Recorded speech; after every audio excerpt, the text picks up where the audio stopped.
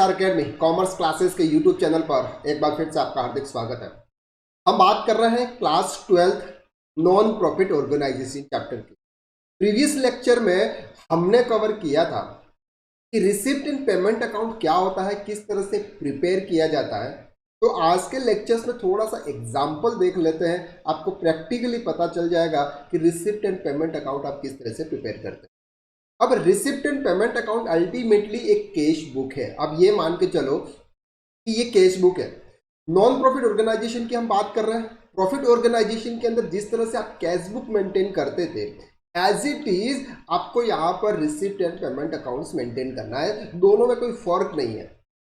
Receipt के अंदर भी आप क्या करते हैं, जहां से आपको पैसा आता है, पैसा कहाँ कहाँ से आता है। अगर हम नॉन प्रॉफिट ऑर्गेनाइजेशन की बात करें, सब्सक्रिप्शन से आता है, डोनेशन से आता है, लेगेसी से आता है, या फिर कोई भी अदर डोनेशन या यानी कुछ भी अदर इनकम्स, यानी कि आपने एफडी कराई है वहां से आता है। ये आपकी जो इनकम होती है ना, ये आप रिसिप्ट के अंदर डेबिट करते हैं। और जो भी आप एक्सपेंसेस करते हैं या फिर आप किसी को भी पेमेंट करते हैं, वो आप क्रेडिट करते हैं। तो यहाँ पर हम बात करेंगे रिसिप्ट एंड पेमेंट अकाउंट जो होता है वो पूरे साल का एक कंसोलिडेटेड अमाउंट होता है। एक कैश बुक होती है। कैश बुक में से जैसे फॉर एग्जांपल आपने सैलरी जनवरी फरवरी मार्च अप्रैल यानी कि 10 मंथ तक आपने फॉर एग्जांपल सैलरी 1000 रुपीज पे की, तो आप कैश बुक के अंदर क्या करते हैं, डेट के हिसाब से ट्रांजेक्शन रिकॉर्ड करते हैं। और रिसिप्ट एंड पेमेंट अकाउंट्स के अंदर साल की एक नॉर्मल एवरेज एंट्री पास करते हैं। जैसे साल के ट्रांजेक्शन होते हैं आपके 1000 multiply by 10 is equal to 10,000, तो salary 10,000 rupees, that's called receipt and payment account.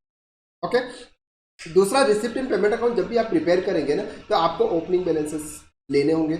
Opening balances आपको मतलब है कि वो ओपनिंग बैलेंसेस जो प्रीवियस ईयर के जो क्लोजिंग बैलेंसेस थे, वो इस साल के क्या हो जाएंगे, क्लोजिंग बैलेंसेस, ओपनिंग बैलेंसेस हो जाएंगे। ओके। और इस बार हम ये देखते हैं ना, सब्सक्रिप्शन अकाउंट्स हमने प्रिपेयर किया। सब्सक्रिप्शन अकाउंट्स के अंदर आपके जो भी पेमेंट होते हैं ना, वो प्रीवियस ईयर के कुछ पेमेंट्स जो आउटस्टैंडिंग थे वो आपने इस साल में रिसीव किए। नेक्स्ट ईयर के जो एडवांस में अमाउंट थे वो आपने इस साल में रिसीव कर लिए। तो आपको तो रिसिप्ट एंड पेमेंट अकाउंट के अंदर आपने एक्चुअल में जितना पेमेंट किया और जितना रिसिप्ट किया उसको रिकॉर्ड करना है। ओके। तो यहाँ पर आपको कुछ एग्जांपल्स दे रखा है, इलस्ट्रेशन नंबर 1 दे रखा है, उसको हम थोड़ा सा कवर करते हैं। बस मेरे साथ आप बने रहिएगा। अगर आपने हमारे चैनल को सब्सक्राइब नहीं किया है ना, तो प्लीज इस चैनल को सब्सक्राइब कर लो, ताकि आपको इसी चैनल के ऊपर 11 12 बीकॉम एमकॉम, अगर आप किसी भी स्ट्रीम के हो, सभी के वीडियोस आपको इस चैनल के ऊपर मिलने वाले हैं। तो अभी तो हमारी 12 की सीरीज चल रही है, इसके बाद में सीएमए की सीरीज चलेगी, इसके बाद में 11 की सीरीज चलेगी, इसके बाद में हम अदर सब्जेक्ट की भी सीरीज लाएंगे। तो यह यूट्यूब चैनल आपके लिए बहुत इंपॉर्टेंट है अगर आप लाइफ में अच्छे मार्क्स पाना चाहते हो। तो चलिए, तो सबसे पहले हम बात करते हैं। यहाँ पर आपको दे रखा है prepare a receipt and payment account. सबसे पहले आपको ध्यान रखना है क्या लिखा है क्वेश्चन के अंदर, prepare receipt and payment account. आपको क्या प्रिपेयर करना है, रिसिप्ट एंड पेमेंट अकाउंट। कैसे प्रिपेयर करते हैं, चलिए समझते हैं। एंडिंग मार्च 31 2017, 31 2017 को आपको क्या करना है, प्रिपेयर करना। ओपनिंग कैश बैलेंसेस आपको दे रखे हैं, सिंपल ओपनिंग बैलेंसेस आपको दे रखे हैं 7000, it's okay. Subscription collected from 9000, 1000 and 1000। Sale of all materials, pavilion, rent paid, sports purchase, replacement, maintenance, salary paid, tournament expenses, furniture purchase, office expenses और closing cash in hand. अब आपको ध्यान में लगाना है सर, यहाँ पर आपको ओपनिंग बैलेंसेस दे रखा है, लेकिन यहाँ पर आपको बैंक का क्लोजिंग बैलेंसेस नहीं दे रखा है। इसका मतलब क्या है सर, इसका मतलब वो हमको फाइंड करना है। कैसे फाइंड करना है तो देख लेते हैं। चलिए हम चलते हैं सम की तरफ। ये हमारा रिसिप्ट एंड पेमेंट अकाउंट्स का हमने परफॉर्मा रेडी कर दिया है। उसके अंदर हम क्या करेंगे, जो भी हमारे लेजर्स है उस लेजर्स की डिटेल हम वहाँ पे पोस्ट करेंगे। तो अल्टीमेटली आप ये बोल सकते हैं कि this is the ledger posting. क्या बोल सकते हैं उसको, this is the ledger posting. जिस तरह से हम लेजर पोस्टिंग करते थे ना, ट्रांजेक्शन से जैसे लेजर पोस्टिंग होती थी, एज इट इज आपका यही है। देखो सर, ये है रिसिप्ट, तो हम यहाँ पे लिख लेते हैं रिसिप्ट है। यहाँ पर आओगे अमाउंट, यहाँ पे आएगा आपका पेमेंट, और इधर आएगा क्रेडिट, मतलब अमाउंट ही आप बोल। तो जो भी आपने रिसीव किया, जो भी आपने रिसीव किया उसको आपको किधर से लिखना है सर, डेबिट साइड लिखना है। जो आप पेमेंट करोगे उसको किधर साइड लिखना है। तो ओपनिंग कैश बैलेंस आपको यहाँ पे दे रखा है, तो आप सीधा ये लिखिए sir opening balance. Opening balances में सबसे पहले कैश आएगा, फिर आएगा बैंक। तो आप ये दोनों के बैलेंसेस लिख लीजिए 1000 एंड 7200। ये आपके ओपनिंग बैलेंसेस हो गए सिंपल। सब्सक्रिप्शन कलेक्टेड फ्रॉम, अब आपको यहाँ पर आपने सब्सक्रिप्शन रिसीव क्या किया, सब्सक्रिप्शन रिसीव किया, बस जितना भी रिसीव किया उतना अमाउंट आप यहाँ पे लिख लीजिएगा 9000। उससे हमें कोई मतलब नहीं सर कौन से साल का रिसीव कर रहे हैं।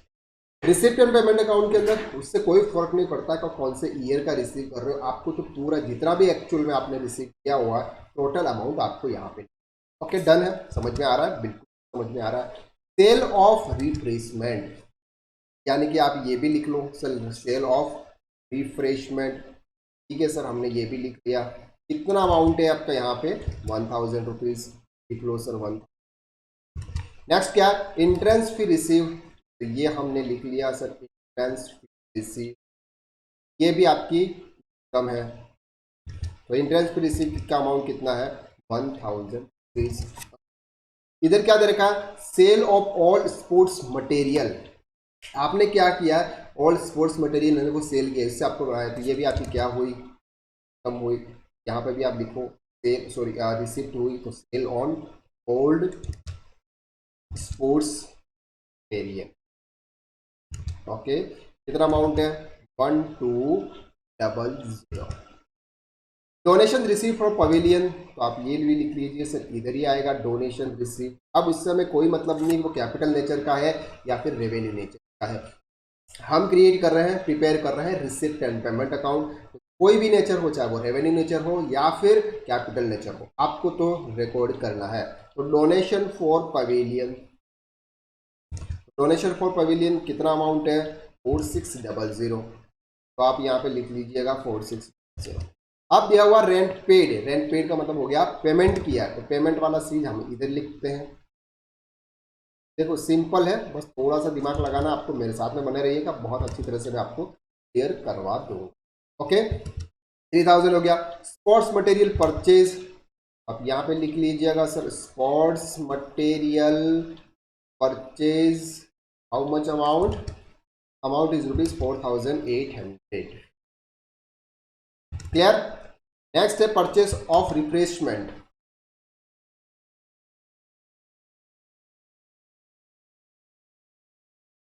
परचेज ऑफ रिफ्रेशमेंट कितना अमाउंट है 600, अब यहाँ पे लिख लीजिएगा 600। Okay, then expenses for maintenance, तो आप यहाँ पे लिख लीजिएगा रिपेयर एंड मेंटेनेंस, या सेम टू सेम आप नेम लिख लीजिएगा, मैं और में लिख लेता हूँ। कितना अमाउंट है सर 2000 अमाउंट है, तो आप इधर लिखिएगा 1000। सैलरी पेड, आप यहाँ पे लिख लीजिएगा sir salary. Okay, how much amount 2500। Next क्या है टूर्नामेंट एक्सपेंसेस, ये भी आपने पेमेंट किया हुआ है, तो ऑब्वियसली आपके साइड में आएगा। टूर्नामेंट एक्सपेंसेस कितना है 2400। नेक्स्ट क्या है फर्नीचर, फर्नीचर भी ऑब्वियसली आपने पेमेंट किया है, तो पेमेंट तो लेना ही पड़ेगा, वो चाहे वो फिक्स एसेट्स है या नहीं है उससे हमें कोई मतलब नहीं, तो आपको 1500 रुपीज़ आपको यहाँ पे क्रेडिट कर। ऑफिस एक्सपेंसेस आपने लिख लिया, बिल्कुल लिख लिया, ऑफिस एक्सपेंसेस तो क्योंकि हमने एक्सपेंस किया तो पेमेंट तो किया ही होगा, 1200 रुपीज़ हम यहाँ लिख लेते हैं। क्लोजिंग बैलेंसेस आपको कैश दे रखा है, कैश का, कैश का क्लोजिंग बैलेंसेस है 400 रुपीज़। अब आपको बैंक का नहीं दे रखा है, तो जो भी बैलेंसेस बचेगा वो हमारा क्या हो जाएगा बैंक का क्लोज। तो अब हमें क्या करना है सर, इधर का टोटल कर दो, इधर का टोटल कर दो, जो भी डिफरेंस आएगा वो क्या आएगा आपका बैंक का बैलेंसेस आएगा। चलिए हम फटाफट कर लेते हैं 1000, 7200, 9000, 1000, 7200,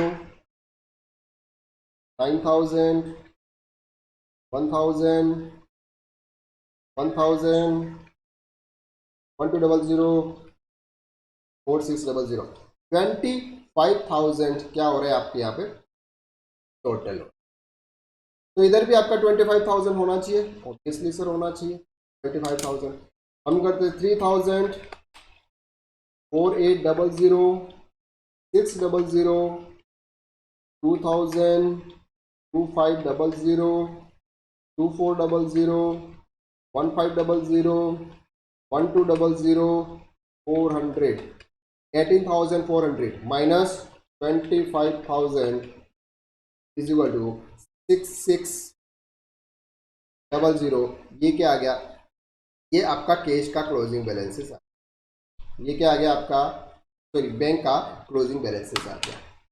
बस इस तरह से आपको receipt and payment accounts maintain करना है, प्रिपेयर करना है। रिसिप्ट एंड पेमेंट अकाउंट के अंदर आपको एक ही चीज ध्यान रखनी है, अगर क्वेश्चन आ गया एग्जाम में, अगर क्वेश्चन आ गया तो आपको क्या करना है, आपको सिंपल जो भी आपको दे रखा है उसमें आपको जितना आपने रिसिप्ट किया है और जितना पेमेंट किया है उतना आप रिकॉर्ड कर लो, क्योंकि receipt and payment account receipt base पे ही होता है। किस पे बेस पे होता है, रिसिप्ट बेस का मतलब होता है कैश बेसिस जब हम मेंटेन करते हैं उसी समय आप उसको दिखाना।